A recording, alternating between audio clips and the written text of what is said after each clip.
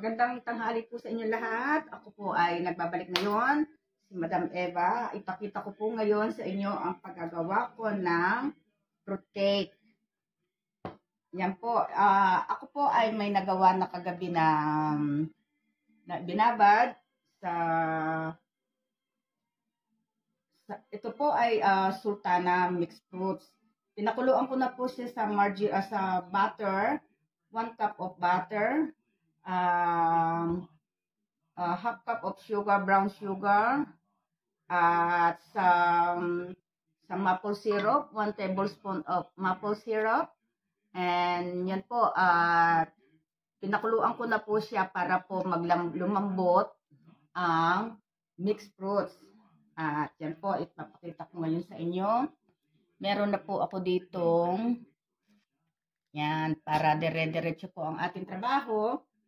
Meron po ako ditong, kailangan ko siguro maupo para makita nyo ako. Meron na po ako ditong 1 3/4 plain flour.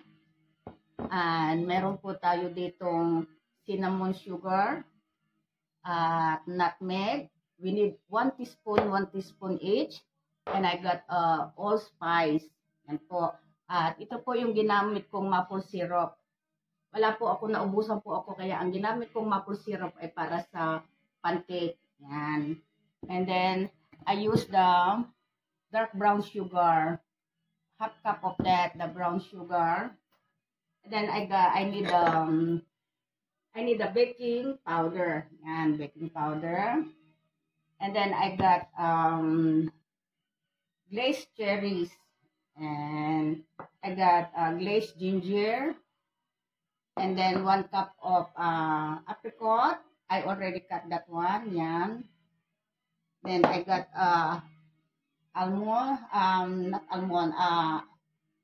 What I call that one? Pecan. Not pecan. Yeah. Walnut. Yan. And then I got mixed nuts. So all we have to do, we transfer all in here in the one I make last night. And then I need eggs. 1 minute. Kuha tayo ng 3 itlog. Yan. So, ang gagawin po natin, imimix natin lahat ang ingredients. Ito po, nakalumambot na siya. So, ang igagawin po natin, imimix natin lahat ang ingredients dito. Yan, para mag-combine itong mixed nuts, para po medyo lumambot-lambot ang mga nuts. I-mix natin siya dyan. Then, I got pecan. Pecan, yes, with walnut, I think. I forget. And I got apricot. Yan po, dried apricot. I-mix natin siya lahat dyan. Then, saka po natin mamaya ilalagay ang glazed cherries. Pag nag-combine na po siya. Ayan. I-mix-mix lang po para mabilis. Ayan. Ito po ay ginawa ko na kasi kailangan po nating isok ang mix what I call that one, mixed sultana, the raisin sa 1 cup of butter. I think I need a chair. So you can see me. So, ako po ay init na init. Yan. And, kailangan po nating mix lahat yan. Yan po. Minix ko na po ang half cup of sugar. And, still a little bit warm. And, half cup of brown sugar. And, what they call that one? And 1 cup of orange juice. And 1/3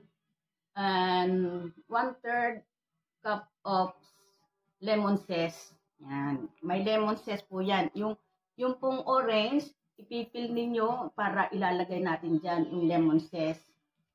At saka yung juice ng lemon, about 1 cup of lemon juice. Yan. So, all we have to do, we're gonna put 1 teaspoon each of these spices. So, I got 1 teaspoon. So, this is 1 teaspoon. Yan po ang 1 teaspoon. Lagyan po natin dito sa flour. I-mix po natin dyan sa flour. And then, stir it until combined. Yan. Doesn't matter they drop something. And, yan. 1 teaspoon of allspice. Yan po. And then, 1 teaspoon of cinnamon powder. Yan. Cinnamon powder po yan. 1 teaspoon. And 1 teaspoon of nutmeg. Yan. At saka po natin lalagyan siya ng baking powder. Yan. Yan. Smells good. Yan. Tigi 1 teaspoon po yan. And then, we're gonna put half a teaspoon of salt. That is half a teaspoon of salt. Kuha po tayo ng salt.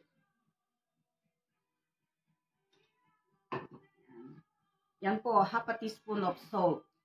Yan. And then, we're gonna put some baking powder. That is a 1 teaspoon of baking powder. Yan po. Hindi nyo nakikita ginagawa ko. Yan, 1 teaspoon. 1 teaspoon of baking powder. So, remove again this one. Yan, that is 1 teaspoon. Yan. 1 teaspoon. Yan. Then, all mixed together. Yan po, mix all until combined all the ingredients. And then, we put a little bit of baking powder. Everything is already there, so I think better I use this one. And then mix all until combined. Yan po. And then we put eggs. 3 eggs. 3 eggs po dapat ilalagay dyan. Mix all the ingredients. Easy lang po ang paggagawa ng fruit cake. So, ang gagawin ko ngayon ay maliliit lang po na fruit cake. Yan. Yan. Para hindi messy.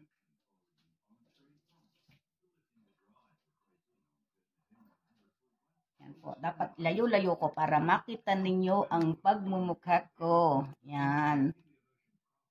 Pero makikita naman ninyo ang ginagawa ko. Yan. Mix properly until all the eggs and the flour is combined. And then we put all the dried fruits in the same bowl.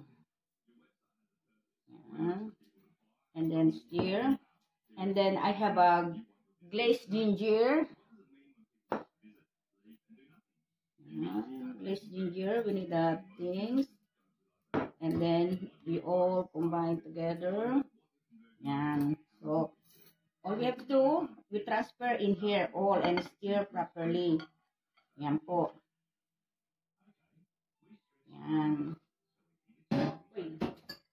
Uy. Yan. Haluin lang pong mabuti hanggang sa mag-combine ang flour at ang juice ng ating pinalambot na mixture.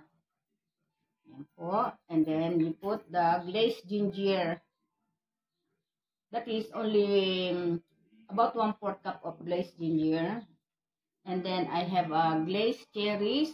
We put in here. And winding road. Yan. Sana po ay magustuhan ninyo ang aking cake.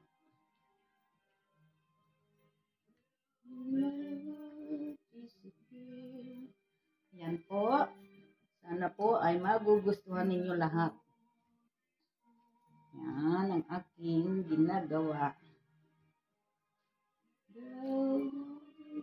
Kailangan pong mix ang flour. Otherwise, walang cake, walang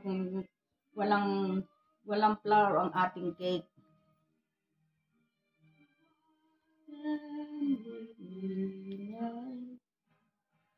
You like my song, my music?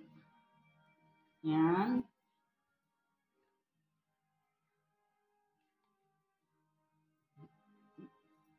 Ang flour po nito ay 1 and 3/4. 1 and 3/4 cup flour.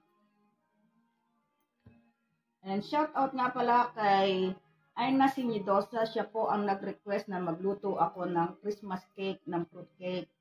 Kaya ito po, nag-bake ako ngayon para sa kanyang request. Yan. See, still the flour and still at the bottom. Yan.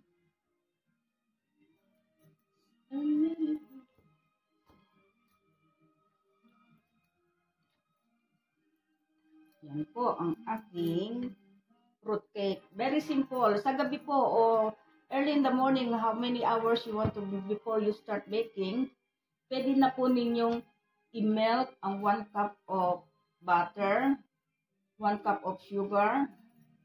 Oh, yeah, 1 cup of half cup of brown sugar. And para po hindi sobrang tamis ng fruit cake. Kasi po minsan ang fruit cake, napakatamis. And lalagyan po natin ng 1 cup of orange juice and about 3/4 cup of zest of 1 lemon.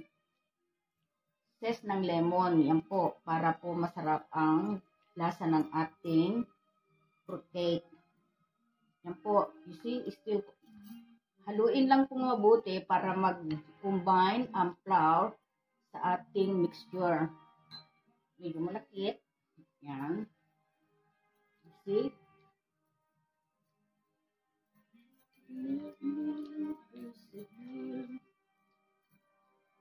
Yan po, hanggang ilalim dapat halong-halo kasi merong pang flour na hindi na mix. Yan, you see? See that? Kailangan po talagang mix na mix ang ating cake mix. Yan. Para po masarap tingnan. Para otherwise, yung ibang walang cake, walang flour. Yan. Yan po. Yan. And then, I have a baking tray in there. Hindi po natin siya i-bake ng walang tubig. Kailangan po yan sa tubig. Lalagay po natin sa paper, sa parchment paper, kung wala tayong pero kasi nga po maliit na cake lang ang gagawin ko. So, all I have to do is, ilalagay ko lang siya sa like a muffin paper. Yan. Meron po ako ditong already things na sa baking paper. Yan. Lagay natin dyan, doblehin natin at baka tumakbo ang ating cake. Yan. Natin dyan para po magandang tingnan. Parchment paper sa Pilipinas, we call that one is like a muffin things.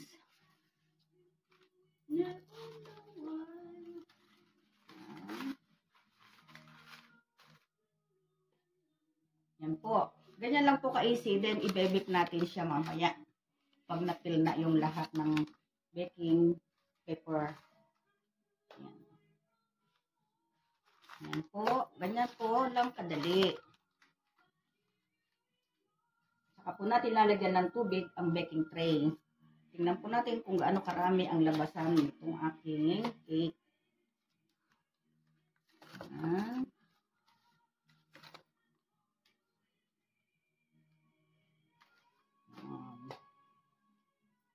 Kuha tayo ng spoon. Yan po. Lalagyan natin yan sa baking paper. At saka natin siya ilalagay sa oven. Yan.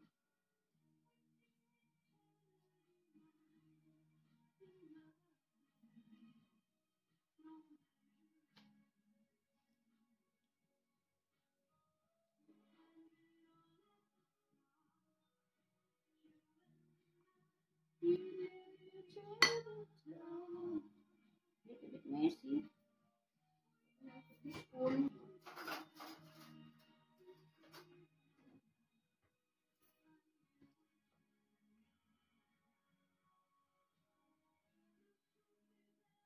Shout out kay Arna Sinidosa. Sana ay magustuhan mo ang aking fruitcake. I hope you are the same way. Sana pareho tayo ng way ng pagluluto ng fruitcake. Yan.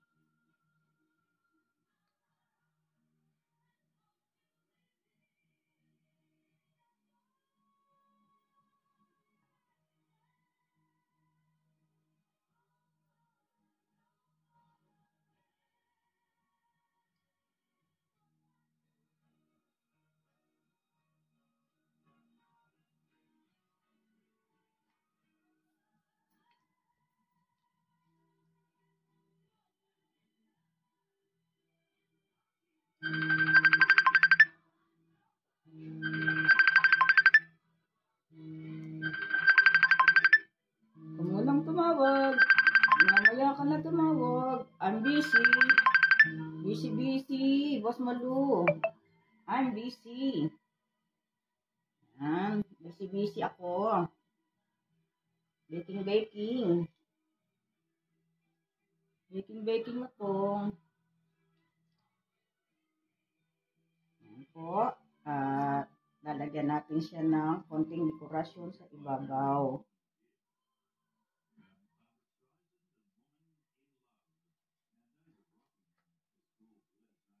Yan.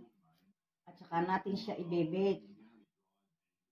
Po. At mamaya, pag naluto na siya, ipapakita ko sa inyo ang nilabasan ng aking cake. Yan. Yan. Tagang pa natin siya.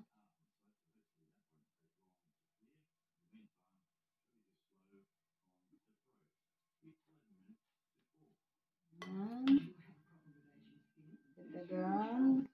Saka po natin siya lalagyan ng something sa ibabaw.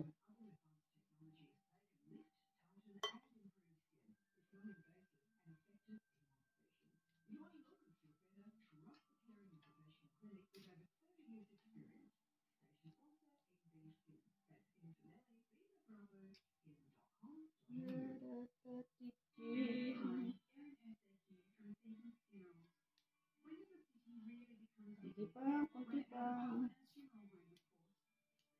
Yan.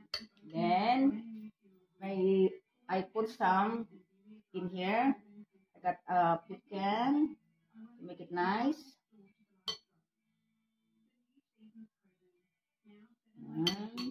Meron almond, what I call that one? I got almond in here.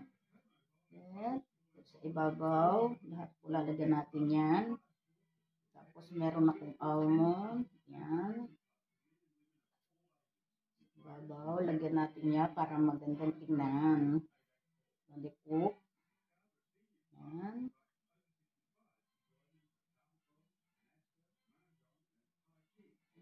Lagyan natin siya para gumanda.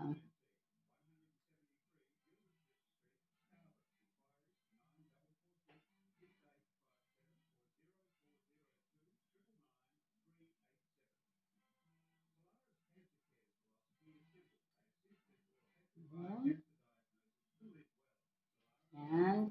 And then we put some glazed cherries on top para colorful. Yan.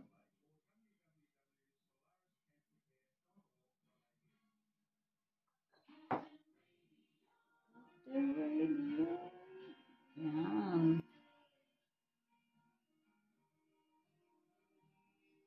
Yan. Yan. Mamaya ka na tumawag, Malo. I'm busy. Yes, I'm busy. Okay po. Ready na po ang ating pag-bake. Yan. Ganyan lang po. Ilalagay po natin siya sa oven ng about 30 to 40, 35, 30 to 40 minutes. Yan po.